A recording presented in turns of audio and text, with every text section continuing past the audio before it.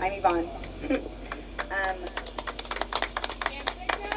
Yes, very proud of what I did, and that pissed the judge off because I show no remorse. Why would I show remorse for standing for freedom and fighting for what is right? That is not to be remorseful for. So I will not apologize for me going there. I will, and it pisses them off. But my story has never changed. In 2020, I woke up. I woke up to a lot of things.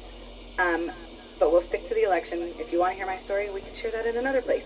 But I started observing. I realized that we have been under mind control, and we haven't been thinking for ourselves for a long time. We've been indoctrinated, and we believe things that are not true.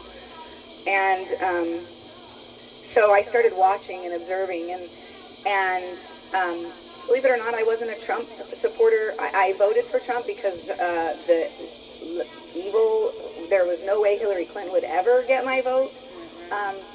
But I do look at the person. Yes, I have always been Republican, but I do look at the person. And I didn't love Trump. And it wasn't actually until 2020 that I started to see things and listen to him and started to realize he was trying to help us see. And I told my husband in August of 2020, I said, Trump's not going to save us. We're here to save ourselves. God will save. And God showed that to me, and he said, Yvonne, you've always struggled with the system because the system wasn't created for we the people. And I am like many of you. I have suffered trauma in my childhood.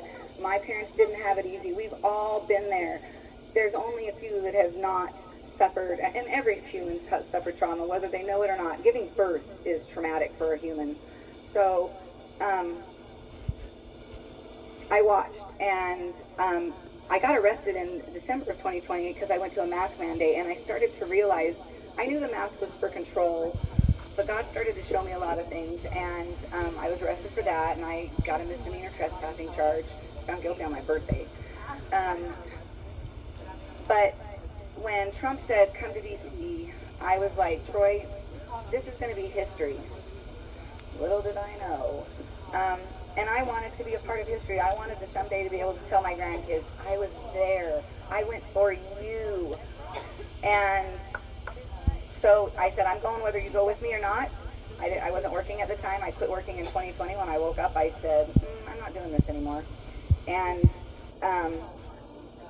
so we drove. We left on January 1st, and we were in our car, and we drove from Idaho to here. And we had our Trump flag. We had J6er bus, our car was decked out, we were ready, and we came here, and it was the most amazing to be over there with all those people and feel that energy and love, and to see people standing for truth was amazing. And then I walked down Constitution Avenue, and I was so excited. Yes, I started off following Q, and I still believe there's a lot of truth there, but I also realize there's a lot of disinformation and misinformation in this world, so I take everything to God. I'm not going to believe any man, and I'm not going to judge any person because I don't know their story and I don't know their shoes. So I hear stuff, it's even the battle of the January 6ers, and it makes me sad because if we don't unite, we have to unite in this group, and then we have to unite bigger. We've got to quit the bickering, and we've got to quit the differences. Amen. So we came to D.C. and we got separated. Thank God we got separated, because he'd probably be here with me, and that would really suck for my kids. I thought somebody was going to get arrested, so I skipped, and he was like, I'm not skipping, and I went right to the West Tunnel because I wanted to see what was going on, and I went right to the front because I wanted to see what was going on, and then when they broke the barrier, I was one of the first people in the tunnel. I actually was behind the glass doors with the police, and at that point it was like, Yvonne, you need to get out of here, you're going to get hurt. And so I went out of the tunnel, and then I went back in, and I stood up on the air conditioner, and I filmed everything. And what's crazy is, when they pushed everybody out of the tunnel, I didn't want to step on the police, and I was trying to get down, but to get down would have stepped on them. And I kept saying, I'm trying. I don't even remember them hitting me. They were hitting me, and I didn't remember it until my trial, and I saw the video with him actually beating me, and I was saying, I'm trying. Well, when I tried, I lost my shoe, and I didn't remember that I lost my phone. So I got out, and that was when Roseanne Boyle, and it got crazy after that, but I was down a little bit, so I didn't see any of that. I tried to call my husband, he couldn't hear me, and about that time was when they broke the window. So I was like, oh, I'll crawl through the window, I'll borrow a phone. I was ready to go at that point. I was sad. I was like, we're at war and nobody even realizes we're at war, and everyone thinks I'm crazy because I know we're at war. My husband knows we're at war. There's many veterans that know we're at war, and everyone else is walking around like nothing's going on. Right. So I crawled in the window, and this is where it gets good, and this is where I'm telling you God is in control of every bit of this. So I asked somebody, does anyone have a phone I could borrow? And this guy literally standing about where my husband is, pulls out my phone and says, I found this. Is it your phone? Oh my gosh. Yeah, there were 1 million plus people there. Wow. No, I don't think so. I think he just found it. And I, of course, well, maybe, I don't know. But that never came up, so I don't think so. But I called my husband. I was like, oh, I can charge my phone. And then I was like, oh, we have internet. We haven't had internet the whole time. Let me go live. Saying, this is our motherfucking house. Oh. It is our house. It is our house. So I made national news hanging out the window while they were trying to resuscitate Roseanne Boylan right below me. And I had no idea of that until maybe one of the documentaries came out. I have my story. When the FBI picked me up, I had nothing to hide. I told them the truth. My story's never changed, and it will, because it's the truth. It will never change because it is the truth. Right. And no matter what they say, I testified for myself. Obviously, it didn't do any good. And I knew today wasn't going to be any different. I had no different expectations. I just needed to get through the day.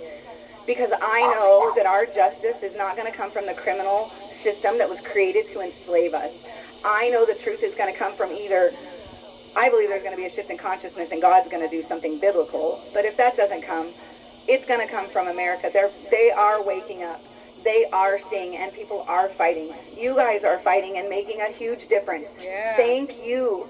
Because one thing I have is I kind of dropped off the face of the earth. I'm on social media and I share, but energy and who we are is important. And I've spent the last 3 years discovering who I was so I could prepare for the future. So I could go into that prison and educate those women and show them who they are and how powerful they are, because we came to save ourselves, and we are not going to do that unless we step into our power and realize that we are the children of God. And just like Jesus said, we are powerful. You have to know who you are, and you are so much more than just a human body. You are so much more than that physical vessel. Truth. That's right. So don't forget it. Your light matters. We are the light of this world. We are here to expose this darkness, and you can't do it if you're in fear. And there's nothing that they can do. I don't care if they lock me up for life. It doesn't matter, because if we don't fight this now, we're not going to have an earth worth living on. Amen. Amen.